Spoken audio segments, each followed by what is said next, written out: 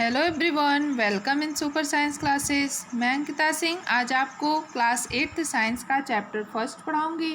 Chapter first हमारा है crop production and management. Paheli and Boojho went to their uncle house during the summer vacation. Paheli और बूझो अपने चाचा के घर जाते हैं गर्मियों की छुट्टी में। उनके चाचा एक किसान हैं। उन्होंने खेत में कुछ औजार देखे जैसे कि खुरपी, सिकल, सावल, प्लाऊ etc। बूझो बोलता है I want to know where and how we use this tools, कि मैं जानना चाहता हूँ कि हम इन औजारों को कहाँ और कैसे उपयोग करते हैं। You learn that all living organisms required food. आप ये पढ़ चुके हैं कि सभी सजीवों को भोजन की आवश्यकता होती है। Plant can make their food themselves, और पौधे अपना भोजन स्वयं बना सकते हैं। Can you recall how green plant synthesise their own food. क्या आप बता सकते हैं कि हरे पौधे अपना भोजन कैसे बनाते हैं। तो क्लास 7th में आप पढ़े हैं कि green plant make their food by the process of photosynthesis. पेड़ पौधे अपना भोजन प्रकाश संश्लेषण की प्रक्रिया के द्वारा बनाते हैं। Animal including human can not make their own food. सभी जानवर और उनके साथ साथ मानव भी ये अपना भोजन स्वयं नहीं बना सकते। So where do animal gets their food from. तो ये अपना भोजन कहाँ से प्राप्त करते हैं। First of all why do we have to eat food. लेकिन पहले हम ये जानते हैं कि हम भोजन को ग्रहण ही क्यों करते हैं। You already know that energy from the food is utilized by organism for carrying out their various body functions such as digestion, respiration and excretion। आप जानते हैं कि जो भी लिविंग ऑर्गेनिजम्स होते हैं वो भोजन से प्राप्त एनर्जी का यूज़ अपने लाइफ प्रोसेस को अलग अलग लाइफ प्रोसेस को करने में करते हैं। जैसे डाइजेशन हो गया, रेस्पायरेशन हो गया, उत्सर्जन हो गया। ये सभी प्रोसेस करने के लिए हमें कुछ न कुछ एनर्जी चाहिए, और वो एनर्जी हमें कौन देता है। फूड देता है, भोजन देता है। Clear. We get our food from plant और एनिमल आर बोथ। हम अपना भोजन या तो पौधों से प्राप्त करते हैं या जानवरों से प्राप्त करते हैं या दोनों से प्राप्त करते हैं। आपको पता है कि जो ऑर्गेनिजम्स अपना फूड प्लांट से प्राप्त करते हैं उनको हम लोग हर्बीवोरस बोलते हैं। जो अपना फूड एनिमल से ऑब्टेन करते हैं उनको हम लोग कार्निवोरस बोलते हैं। और जो प्लांट और एनिमल दोनों से फूड ऑब्टेन करते हैं उनको हम लोग ओमनिवोरस बोलते हैं। Clear. Since we all need food, how can we provide food to a large number of people in our country। क्योंकि हम सभी को भोजन की आवश्यकता है, अतः हम अपने देश के इतने अधिक लोगों को भोजन किस प्रकार से उपलब्ध करा सकते हैं। Food has to be produce on a large scale. इसके लिए हमको ज़्यादा से ज़्यादा अमाउंट में भोजन उत्पादन करने की ज़रूरत पड़ेगी। In order to provide food for a large population, regular production, proper management and distribution is necessary। इतनी ज़्यादा पॉपुलेशन है कि सभी लोगों को भोजन प्रदान करने के लिए इसका क्या करना होगा। नियमित उत्पादन करना होगा। रेगुलर प्रोडक्शन, प्रॉपर मैनेजमेंट, उचित प्रबंध करना होगा, एंड डिस्ट्रीब्यूशन, और इस प्रकार से लोगों में डिस्ट्रीब्यूट करना होगा कि सभी लोगों तक भोजन उपलब्ध हो जाए। क्लियर। नेक्स्ट पॉइंट हमारा क्या है। एग्रीकल्चरल प्रैक्टिस, कृषि पद्धतियाँ, कि हम किस तरह से कृषि कर सकते हैं। टिल 10,000 BCE पीपुल वर नोमैडिस। लगभग 10,000 ईस्वी पूर्व तक मनुष्य कैसे थे। घुमंतु थे। नोमैडिस मीन्स घुमंतु। They were wandering in groups from place to place in search of food and shelter. वे एक स्थान से दूसरे स्थान तक भोजन एवं आवास की खोज में समूह में विचरण करते रहते थे। They ate raw fruits and vegetable and started hunting animal for food. वे कच्चे फल और सब्जियां खाते हैं और उन्हें भोजन के लिए क्या किया, धीरे धीरे जंतुओं का शिकार करना प्रारंभ किया। Later they could cultivate land and produce rice, wheat and other food crops. Thus was born agriculture। बाद में खेती करके चावल, गेहूँ व अन्य खाद्य फसलों को वो उत्पादित किए और उसके बाद क्या हुआ, कृषि का प्रारंभ हुआ। Clear. When plant of the same kind are cultivated and one place on a large scale is called crops।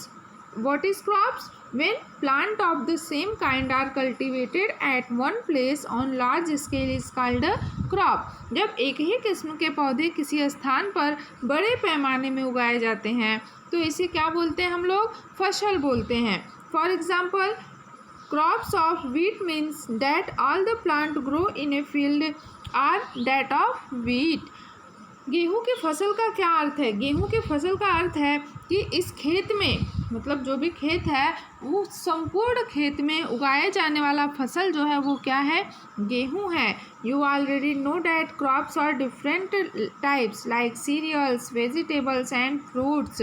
आप जानते हैं कि फसलें विभिन्न प्रकार की होती हैं, जैसे ग्रेन्स हो गए, सब्जियां हो गई, सीरियल्स, वेजिटेबल्स एंड फ्रूट्स, फल. These can be classified on the basis of season in which they grow. जिस मौसम में ये पौधे उगाए जाते हैं उनके आधार पर हम फसलों का वर्गीकरण करते हैं. Clear? India is a vast country. Bharat एक विशाल देश है. The climatic condition like temperature, humidity and rainfall vary from one region to another region. यहाँ पे ताप, आर्द्रता और वर्षा जैसी क्लाइमेटिक कंडीशन जो है वो एक क्षेत्र से दूसरे क्षेत्र में क्या है? भिन्न है. Clear? According, there is a rich variety of crops grown in different parts of country. Despite this diversity, two broad cropping patterns can be identified. अतः देश के विभिन्न भागों में विविध प्रकार की फसलें उगाई जाती हैं. इस विविधता के बावजूद मोटे तौर पर फसलों को दो वर्गों में बांटा गया है, kharif crops and rabi crops. Kharif crops क्या होते हैं? वो फसल जिन्हें कि रेनी सीजन में ग्रो कराया जाता है. ठीक है, वे फसल, वे क्रॉप्स जिनको कि रेनी सीजन में ग्रो कराया जाता है उनको हम क्या बोलते हैं? Kharif crops. The rainy season in India is generally from June to September. India में रेनी सीजन कब तक रहता है? जून टू सितंबर. एग्जाम्पल क्या है खरीफ क्रॉप्स के? Paddy, maize, soybean, groundnut and cotton and kharif crops. क्या है ये सब? Kharif crops. Rabi crops, the crops grown in winter season October to March. जो फसल विंटर सीजन में उगाए जाते हैं, मीन्स अक्टूबर में बोए जाते हैं और मार्च में काट लिए जाते हैं, उनको क्या बोलते हैं? Rabi crops. Example rabi crops का wheat, gram, pea, mustard and linseed. Beside this pulses and vegetable are grown during summer at many places. इसके अलावा कई स्थानों पर दालें और सब्जियां ग्रीष्म ऋतु में उगाई जाती हैं. क्लियर? अब हम लोग देखते हैं basic practice of crop production की आधारित फसल पद्धतियाँ. किस तरह से हम लोग कृषि को स्टार्ट करते हैं, किस तरह से खेतों में फसलों को उगाते हैं, इसके बारे में हम लोग देखेंगे. Boojho, why paddy can not be grown in winter season. क्यों हम लोग धान की खेती ठंडी के मौसम में नहीं करते हैं? Paddy requires a lot of water. पहली क्या बोलती हैं कि पैडी को ग्रो करने के लिए ज़्यादा पानी की ज़रूरत होती है, इसलिए इसको हम लोग सिर्फ रेनी सीजन में उगाते हैं. Clear? Cultivation of crops involve several activities undertaken by farmers over a period of time. फसल उगाने के लिए किसान को अनेक प्रकार के क्रियाकलाप करने पड़ते हैं और सही समय पे करने पड़ते हैं. आप देखेंगे कि ये जो एक्टिविटी है उस प्रकार की है जिनका उपयोग माली अथवा अपने सजावटी पौधे उगाने के लिए करते हैं. Clear? These activity or task are referred as. ये क्रियाकलाप अथवा कार्य कृषि पद्धतियाँ जो आगे दिए गए हैं. अब हम लोग देखेंगे मेथड ऑफ एग्रीकल्चर कि किस तरह से हम लोग एग्रीकल्चर करते हैं, किस तरह से कृषि किया जाता है, कौन कौन से स्टेप होते हैं. तो टोटल कितने स्टेप दिया गया है? 8 स्टेप दिया गया है. फर्स्ट स्टेप क्या है? Preparation of soil. Second, sowing. Third, adding manure and fertilisers. Irrigation, protection from weeds, harvesting and storage. सबसे पहले हम कृषि करने के लिए मिट्टी को तैयार करते हैं, फिर उसमें बीज को बोते हैं, फिर उसमें खाद या उर्वरक ऐड करते हैं, उसके बाद खेतों की सिंचाई करते हैं. सिंचाई के दौरान जो भी फसल के साथ जिन पौधों की ज़रूरत नहीं होती है वो पौधे उग जाते हैं, उनको उखाड़ते हैं। उसके बाद फसल पक जाने के बाद, मैच्योर हो जाने के बाद उसको काटते हैं और जो ग्रेन्स होते हैं उनको उसके स्टॉक से अलग करके क्या किया जाता है, स्टोर किया जाता है। क्लियर? तो अब हम लोग एक एक स्टेप को बारी बारी से देखेंगे। फर्स्ट स्टेप क्या है? प्रिपरेशन ऑफ सॉयल, कि मिट्टी कैसे तैयार की जाती है। The preparation of soil is the first step before growing a crop. One of the most important task in agriculture is to turn the soil and loosen it. मिट्टी को पलटना तथा इसे पोला बनाना कृषि का अत्यंत महत्वपूर्ण कार्य है। इससे जो जड़ें होती हैं वो भूमि की गहराई तक जाती हैं। ठीक है? पोली मिट्टी में गहराई में धंसे जड़ें भी सरलता से क्या कर सकती हैं? शोषण कर सकती हैं। जब मिट्टी को जो है क्या किया जाता है, पोला बना दिया जाता है, तो जो पेड़ों की जड़ें होती हैं वो ज़्यादा गहराई तक जाती हैं और आसानी से शोषण कर सकती हैं। Clear? Why does the loosening of soil allow the roots to breathe easily. पोली मिट्टी किस प्रकार पौधों की जड़ों को सरलता से शोषण करने में सहायक है। The loosen soil help in the growth of earthworm and microbes present in the soil. पोली मिट्टी में रहने वाले केंचुओं और सूक्ष्म जीवों की वृद्धि करने में सहायक होती है। These organisms are friends of the farmer। ये ऑर्गेनिजम्स क्या होते हैं? किसानों के दोस्त होते हैं ना। कभी कभी पूछता है कि किसानों का दोस्त कौन है, तो एग्जैक्ट आंसर क्या आता है? अर्थवॉर्म। क्यों? क्योंकि ये मिट्टी को पलटकर पोला करते हैं और तथा उनको ह्यूमस बनाते हैं। But why the soil need to be turned and loosened. परंतु मिट्टी को पलटने और पोला करने की आवश्यकता क्यों होती है? You have learned in the previous classes that soil contains mineral water, air and some living organisms. आप अपने पिछले क्लास में पढ़ चुके हैं कि मिट्टी में खनिज, जल, वायु तथा कुछ सजीव होते हैं। In addition dead plants and animal get composed by soil organisms. इसके अतिरिक्त मृत पौधे एवं जंतु भी मिट्टी में पाए जाने वाले जीवों द्वारा अपघटित होते हैं। Clear? In this way, various nutrients in the dead organisms are realized back into the soil. These nutrients are again absorbed by the plants. इस प्रोसेस में मृत जीवों में पाए जाने वाले जो पोषक तत्व होते हैं वो मिट्टी में फिर से मिल जाते हैं तथा ये पोषक पौधों के द्वारा फिर से अवशोषित कर लिए जाते हैं। Since only a few centimeter of the top layer of soil support plant growth, क्योंकि ऊपरी परत के कुछ सेंटीमीटर की मिट्टी ही पौधे की वृद्धि में सहायक है। इसे उलटने पलटने और पोला करने में पोषक पदार्थ ऊपर आ जाते हैं और इन पोषक पदार्थों का उपयोग पौधे आसानी से कर सकते हैं। अतः मिट्टी को उलटना पलटना एवं पोला करना फसल उगाने के लिए अत्यंत महत्वपूर्ण है। Clear? The process of loosening and turning of the soil is called tilling or ploughing। मिट्टी को उलटने पलटने व पोला करने की प्रक्रिया को क्या बोलते हैं? जुताई करना। This is done by using a plough। इसको हल चलाकर करते हैं। If the ploughs are made of wood or iron, हल जो है वो लकड़ी और लोहे का बना होता है। If the soil is very dry it may need watering before ploughing. अगर मिट्टी बहुत सूखी होती है तो जुताई से पहले उसमें पानी डालना पड़ता है।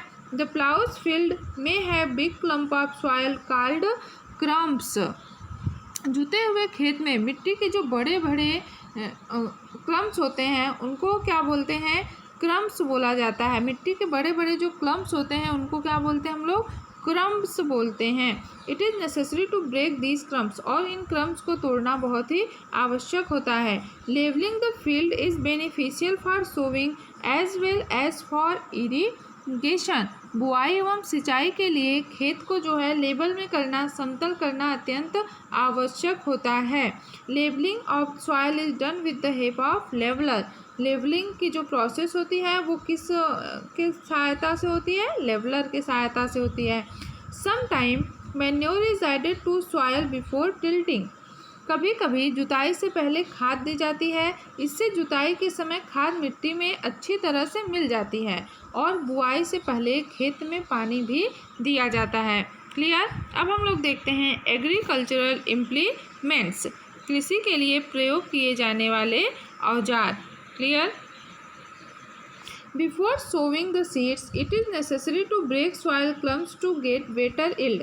अच्छी उपज के लिए बुआई से पहले मिट्टी को क्या करना पड़ता है, एक तरह से उसके जो क्लम्प्स होते हैं उनको तोड़ देना होता है। जो बड़ी बड़ी मिट्टियाँ होती हैं उनको छोटे छोटे मिट्टी में कन्वर्ट कर देना होता है। This is done by with the help of various tools. इसके लिए अनेक प्रकार के औजारों की आवश्यकता होती है। The main tools used for this purpose are plough, hoe and cultivator. हल, कुदाली एवं कल्टीवेटर इस कार्य में उपयोग किए जाने वाले प्रमुख औजार हैं। यहाँ पे दो बैल हैं, वो हल से क्या कर रहे हैं, खेतों की जुताई कर रहे हैं। क्लियर। अब हम लोग देखते हैं plough. This is being used since ancient time for tilling the soil, adding fertilisers to crops, revolving the weeds and turning the soil. प्राचीन काल से ही हल का उपयोग जुताई, खाद उर्वरक मिलाने, खरपतवार निकालने एवं मिट्टी खुरचने के लिए किया जाता है। यह औजार लकड़ी का बना होता है जिसे बैलों की जोड़ी अथवा अन्य पशुओं की सहायता से खींचा जाता है। इसमें लोहे के फाल भी लगे होते हैं। लोहे की मजबूत तिकोनी पत्ती होती है जिसको हम लोग क्या बोलते हैं, जिसको बोलते हैं फाल। Plough share. The main part of plow is long log of wood which is called a plow shaft. हल का मुख्य भाग लंबी लकड़ी का बना होता है जिसे हल shaft कहते हैं। There is a handle at one end of shaft. इसके एक सिरे पर हैंडल होता है तथा दूसरा सिरा जोत के डंडे से जुड़ा होता है। ठीक है, जो बैल होती हैं उनके नेक से लगा होता है। One pair of bull and a man can easily operate the plows. एक जोड़ी बैल एवं एक आदमी इसे सरलता से चला सकता है। The indigenous wooden plough is increasingly being replaced by iron plough now days. आजकल लोहे के हल तेजी से देसी लकड़ी की जगह ले रहे हैं। पहले लकड़ी के हल ज़्यादा होते थे, आजकल लोहे के हल ज़्यादा हैं। नेक्स्ट क्या है, होई। होई मीन्स क्या होता है, कुदाली। ठीक है। It is a simple tool which is used for removing weeds and for loosening the soil. ये एक सरल औजार है जिसका उपयोग हम लोग खरपतवार निकालने एवं मिट्टी को पोला करने के लिए करते हैं। It has a long rod of wood or iron. A strong board and bent plate iron is fixed to one of its end.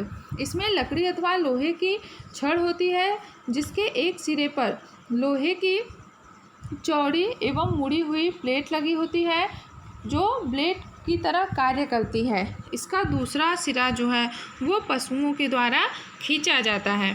Clear. यहाँ पे आपको होई का फिगर दिखाया गया है। अब नेक्स्ट क्या है, cultivator. Nowadays ploughing is done by tractor driven cultivator. The use of cultivator saves labor and time. आजकल जुताई ट्रैक्टर द्वारा संचालित कल्टीवेटर से की जाती है।